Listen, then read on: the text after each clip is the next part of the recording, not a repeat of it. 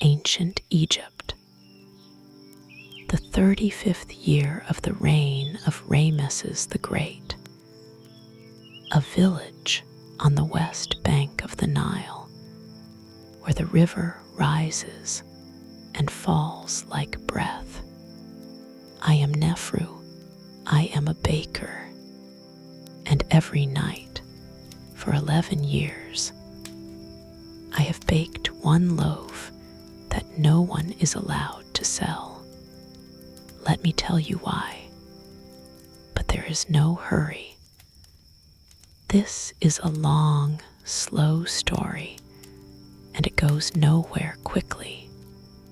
Let the oven warm. Let the flour settle. Let your shoulders sink into wherever you are resting tonight. There is nothing here you need to remember. Just breathe and let the bread rise with you slowly. The way everything in this story rises slowly.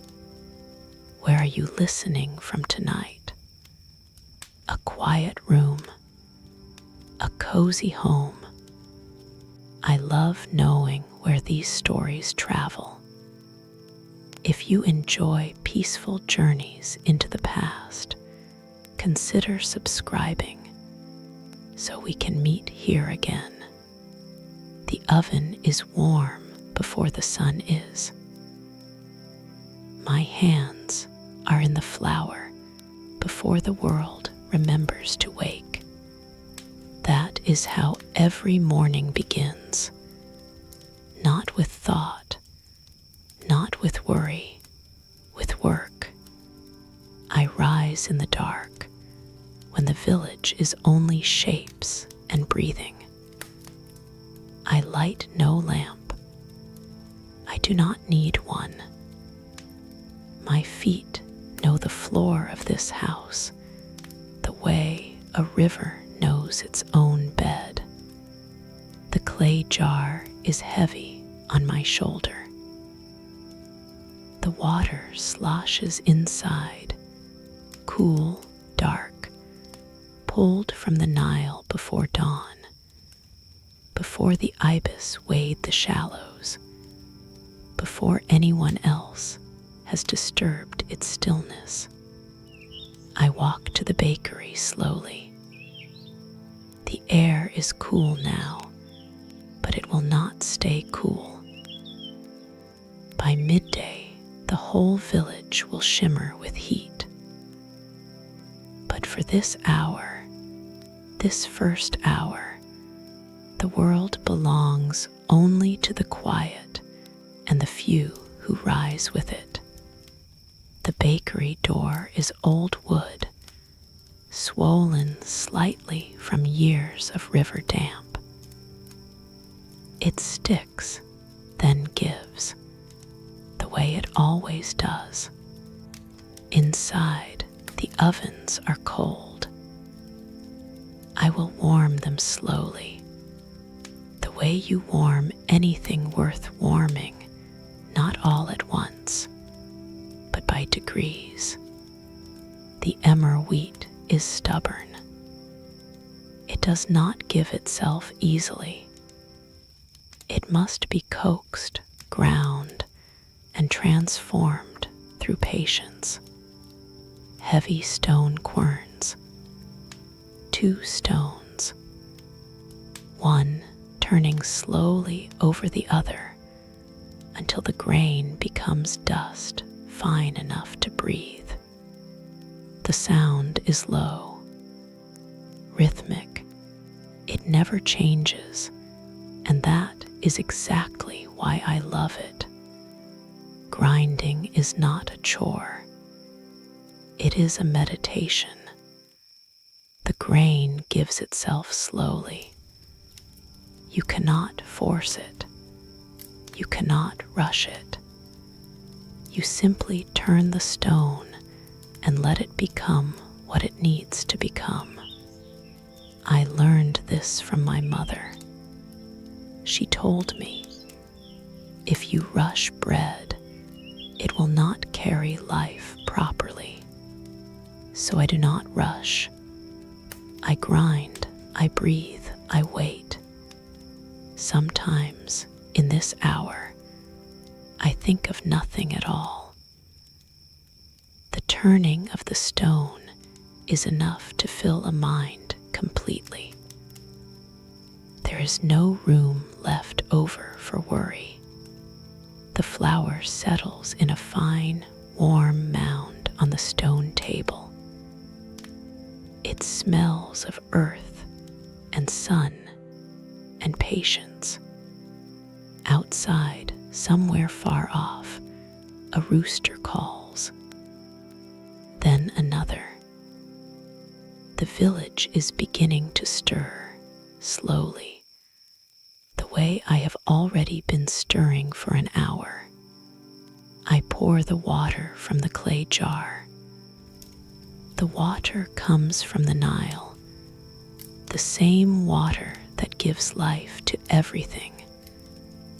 Without it, the dough would be dust. With it, the dough becomes possibility. I pour slowly. I watch the flour drink the water. I let it rest a moment before I touch it. Then I knead. The dough changes under my hands. Too dry and it resists. Too wet and it collapses. Too fast and it loses itself. But if you are patient, if you listen, it becomes soft, elastic, alive. It is a living thing. It breathes. It grows. It remembers the pressure of my fingers long after I move to the next loaf. I have kneaded thousands of loaves. I have felt this transformation thousands of times. It never gets old. Each time, there is a small, quiet moment where the dough stops resisting and simply becomes what it is meant to be. I wait for that moment every morning, the way some people wait for the sunrise. Beside me, Hapu kneads the heavy dough with steady strength. His arms are thick from years of this work. He does not complain. He simply moves one rhythm, one breath, one loaf at a time. Renet prepares the clay oven. She arranges the dough portions. Her hands are quick, precise. She has learned to read the fire as I have learned to read the dough. We move together. We do not need to speak.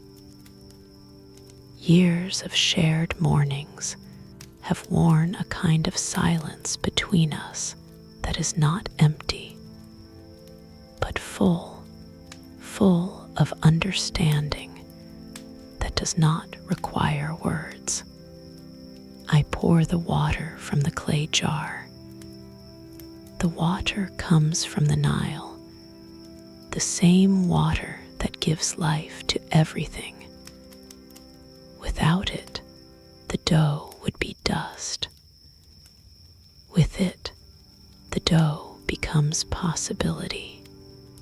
I pour slowly. I watch the flour drink the water. I let it rest a moment before I touch it. Then I knead. The dough changes under my hands. Too dry and it resists. Too wet and it collapses. Too fast and it loses itself. But if you are patient, if you listen, it becomes soft, elastic, alive. It is a living thing. breathes. It grows. It remembers the pressure of my fingers long after I move to the next loaf. I have kneaded thousands of loaves. I have felt this transformation thousands of times. It never gets old. Each time, there is a small, quiet moment where the dough stops resisting and simply becomes what it is meant to be. I wait for that moment every morning, the way some people wait for the sunrise. Beside me, Hapu kneads the heavy dough with steady strength. His arms are thick from years of this work. He does not complain. He simply moves one rhythm, one breath, one loaf at a time. Renet prepares the clay oven. She arranges the dough portions. Her hands are quick, precise. She has learned to read the fire as I have learned to read the dough. We move together. We do not need to speak. Years of shared mornings have worn a kind of silence between us that is not empty, but full of understanding that does not require words. By the time light touches the village, the bakery is alive. Dough rises, hands press, fire holds steady. The smell of baked bread spreads into the streets before most people have fully woken. It drifts through narrow lanes, through open doorways, through the dreams of those still sleeping, softening the edges of whatever they are dreaming. Villagers begin to arrive. Farmers with tired shoulders. Their hands are rough from the fields. Their eyes are heavy from work that began before mine. They do not speak much. They simply point, pay, and leave, their minds already back among the rows of barley and flax. Traders with dust on their feet. They come from distant villages, carrying news and goods and the weariness of long roads. They eat quickly, standing, and are gone before the sun fully rises, already thinking of the next town, the next transaction. Children sent early, before the heat becomes too strong. They run in pairs, laughing, pushing each other, then suddenly quiet when they reach my counter. They know bread is serious. They know hunger is not a game, even at their age. They do not praise the bread. They simply take it. That is how life works here. Bread is not celebrated. It is expected. And I am expected to make sure it is always there. I make sure it is. I always do. The sun begins to set. The oven cools slowly, the clay ticking softly as it releases the day's heat back into the evening air. The tables are cleaned. The flour is stored, covered against the damp that creeps in with nightfall. Renet counts the remaining loaves.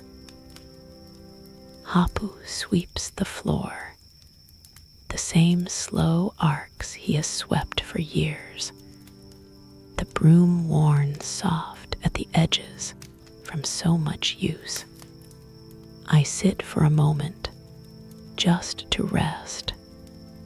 The village settles into evening. Smoke rises from cooking fires. Neighbors call to one another across narrow lanes, small exchanges.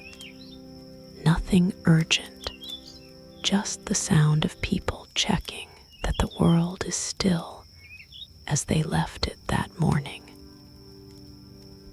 Children chase each other until their mothers remind them the light is fading. I rest. My hands ache gently, the good ache of honest work. I walk home slowly.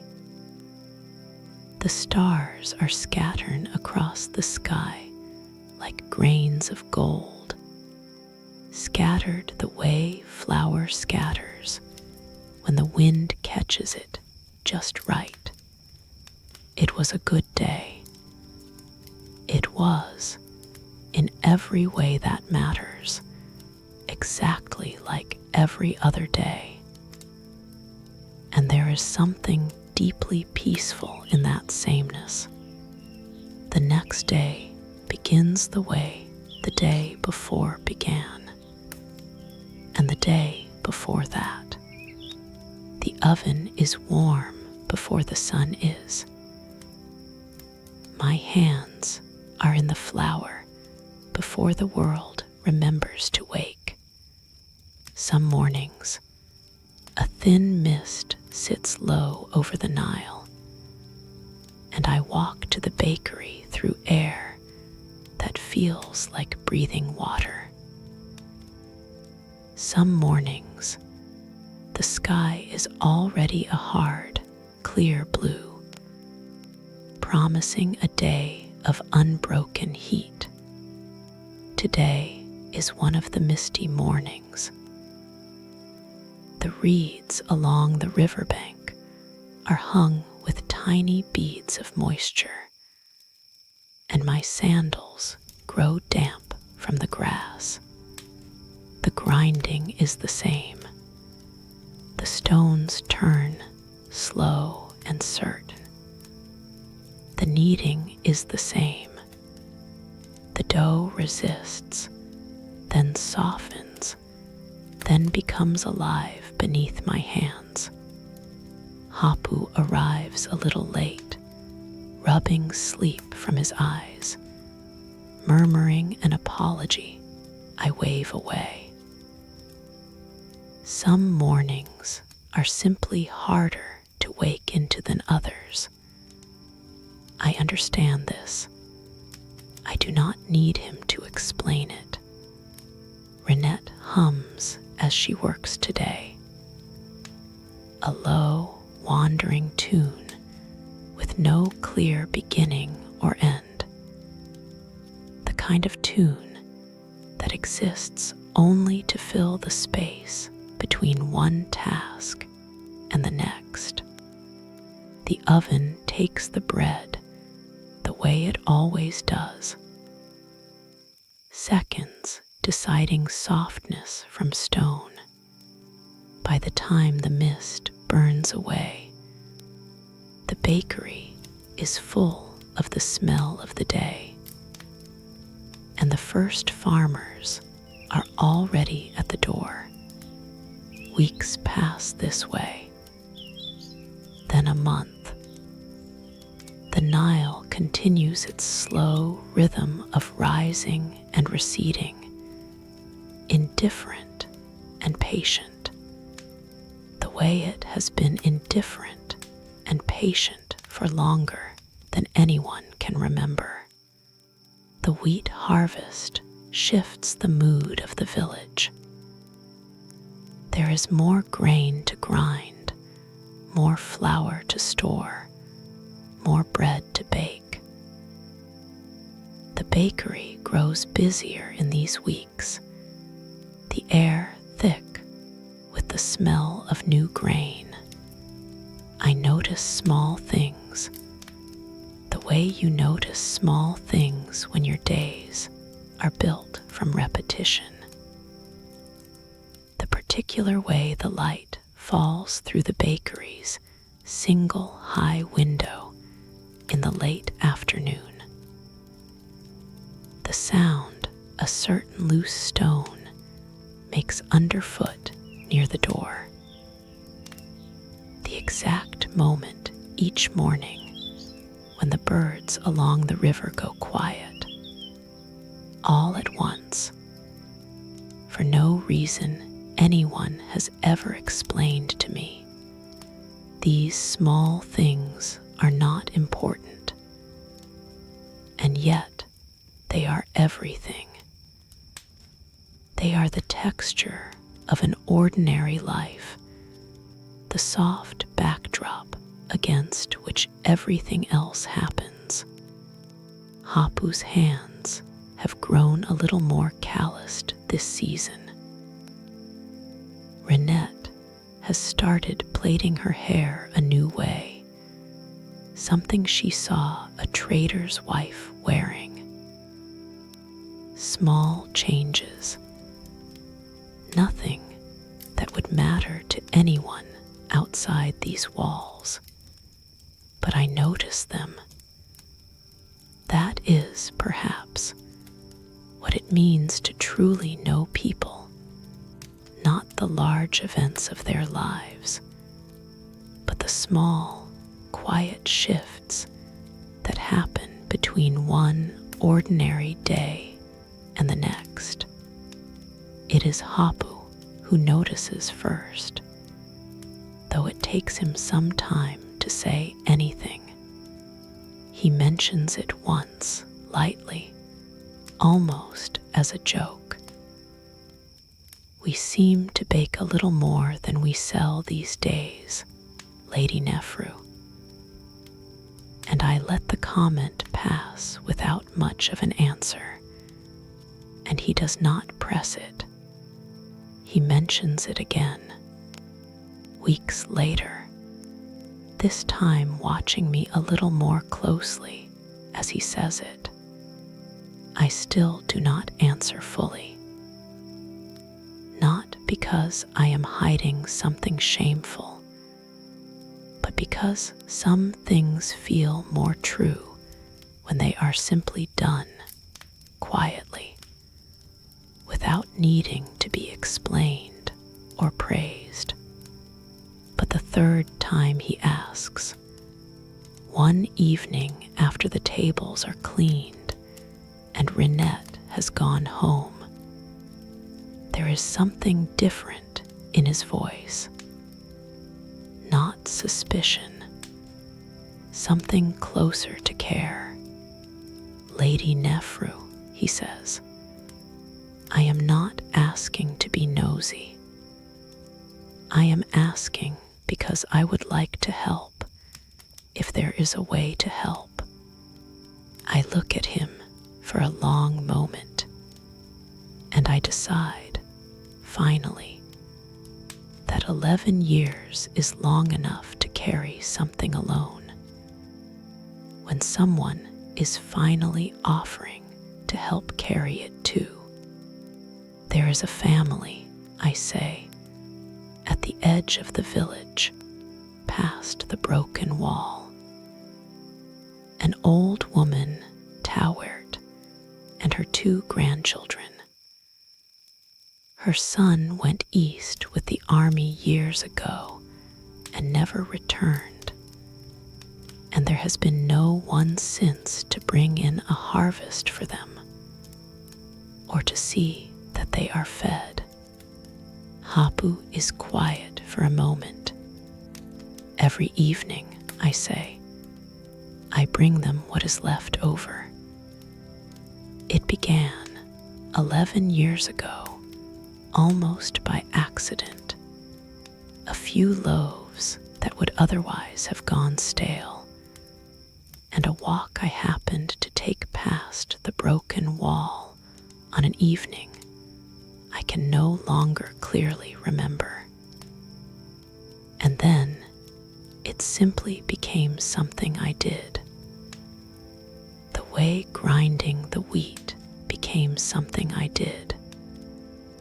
The way kneading the dough became something I did. Hapu nods slowly, taking this in the unhurried way he takes in everything.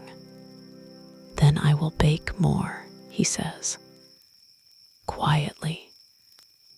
No need to speak of it further if that is how you prefer it. I smile. You already help. You bake the bread every morning. This is only one more small part of the same work. He considers this and seems satisfied by it. There is a family, I say, at the edge of the village, past the broken wall. An old woman, Towert, and her 2 grandchildren. Her son went east with the army years ago and never returned, and there has been no one since to bring in a harvest for them or to see that they are fed. Hapu is quiet for a moment. Every evening, I say, I bring them what is left over. It began 11 years ago, almost by accident. A few loaves that would otherwise have gone stale, and a walk I happened to take past the broken wall on an evening I can no longer clearly remember. And then it simply became something I did. The way grinding the wheat became something I did. The way kneading the dough became something I did. Hapu nods slowly, taking this in the unhurried way he takes in everything. Then I will bake more, he says, quietly. No need to speak of it further if that is how you prefer it. I smile.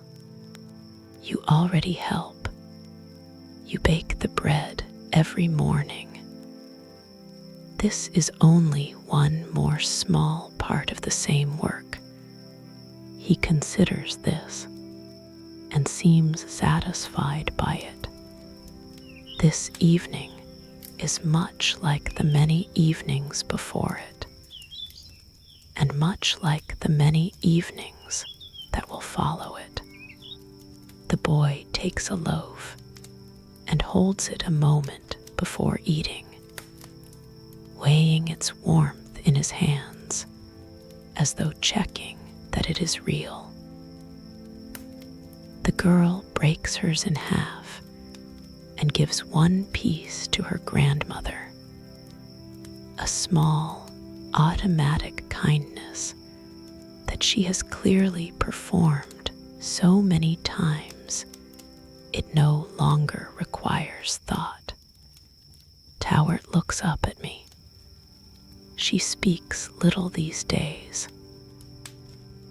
Age has made her quiet the way the desert makes stone quiet, not empty, but worn smooth by time. Tonight, as on many nights, she says only a few words. You are good to us. I shake my head gently. The bread is good to you. I only carry it. She smiles at this, the way she always does, as though it is an old joke between us that never quite loses its warmth. I stay a little while, as I often do, watching the small fire, listening to the quiet sounds of the children eating. There is no urgency in these evenings. There is only the simple fact of people being fed and the deep, unremarkable peace that comes from being present for it. In the weeks that follow, Hapu and Renet begin joining me on these evening walks, carrying their own small portion of the extra bread. The first evening they come, the children watch them carefully, uncertain of these new faces. But children are quick to sense when someone means them no harm.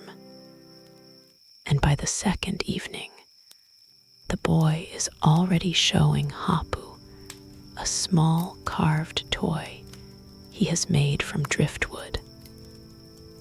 And by the third, Renet is helping the girl untangle a length of knotted cord. There is no ceremony to any of this. No one announces that things have changed. The walk simply grows quietly from one person to three, the way a stream grows wider without any single moment marking the change.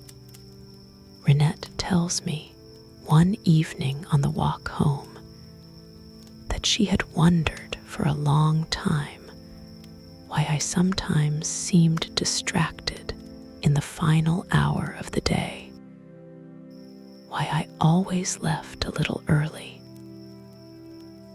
Now she understood, and she says it in a way that makes clear she does not need or want an explanation beyond what I have already given.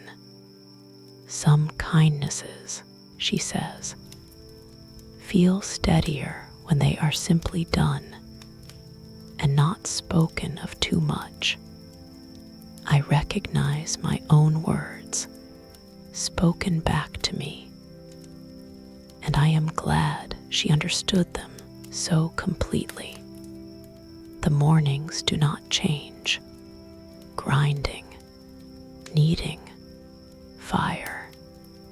The same low rhythm, the same patient stones, the same demanding oven, but a little more flour is measured out now. A little more water poured. A little more dough set quietly aside, wrapped, and left near the door for evening.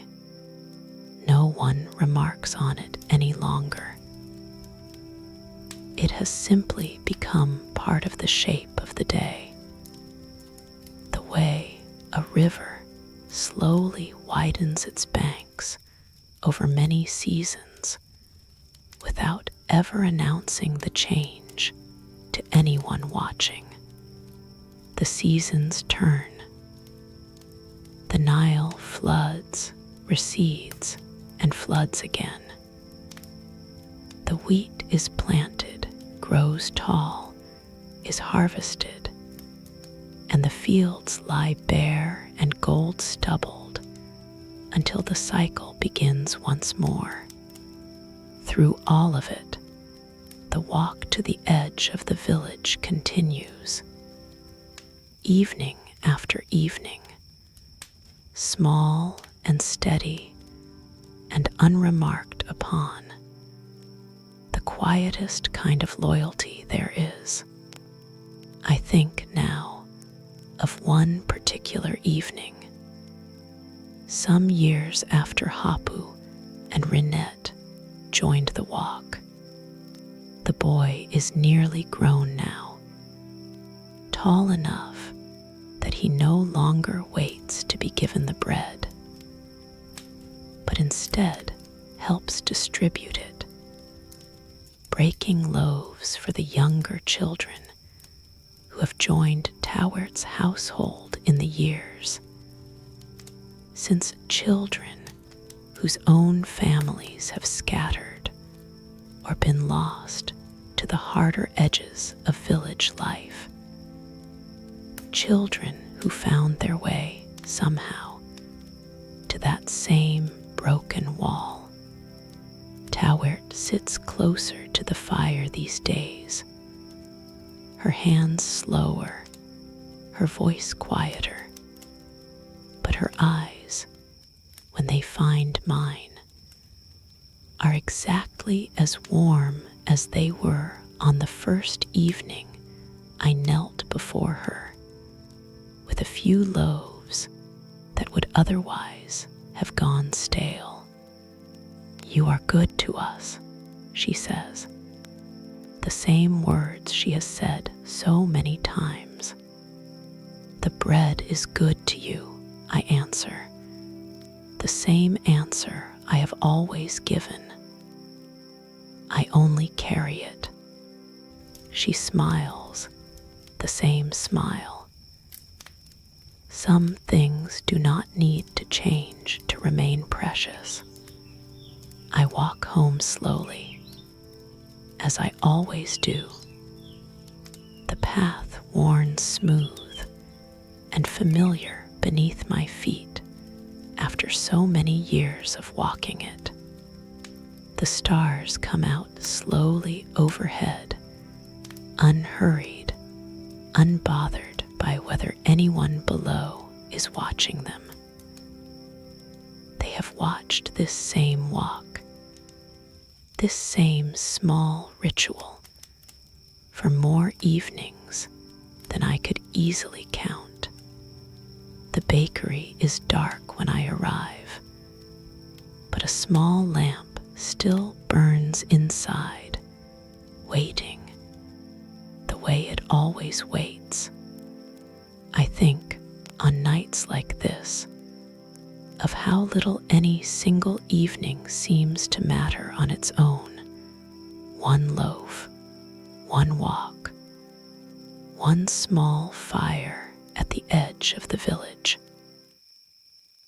And yet, laid one after another, evening after evening, year after year, these small, unremarkable acts become something larger than any one of them could ever be alone.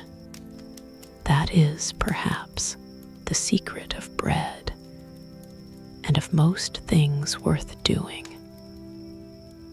Not one grand loaf, just one ordinary loaf made again and again and again, until the making of it becomes indistinguishable from a life well spent. I used to think bread was simple.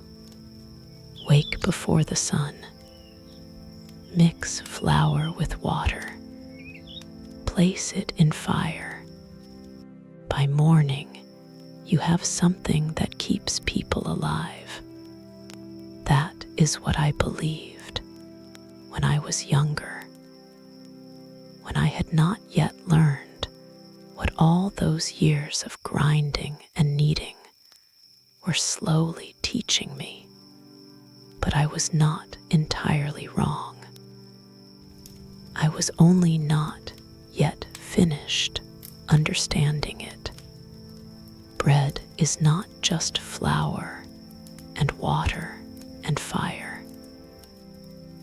It is life, passing quietly from one hand to another, without needing to be remembered, without needing to be praised, without needing to be anything more than what it already is. I thought I was only making bread. I was also, all along, without quite meaning to, building a small, steady kind of company for a lonely house at the edge of the village. I was learning that the smallest routines, kept faithfully, are their own quiet form of loyalty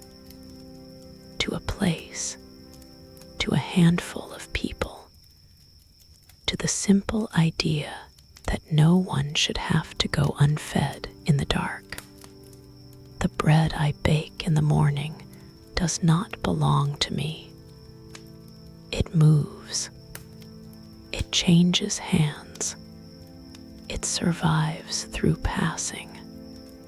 I learned this not from words, not from lessons, but from the bread itself, and from the slow, patient turning of the grinding stone, morning after morning, for longer than I can now easily count. So if you are listening to this story, in your own quiet moment, in your own resting place, let this be the last thought you carry into sleep tonight. Bread is just life, passing quietly from one hand to another, without needing to be remembered. The sun will rise tomorrow. The grain will begin again. That is my life. That is enough. Rest now. There is nowhere else you need to be tonight.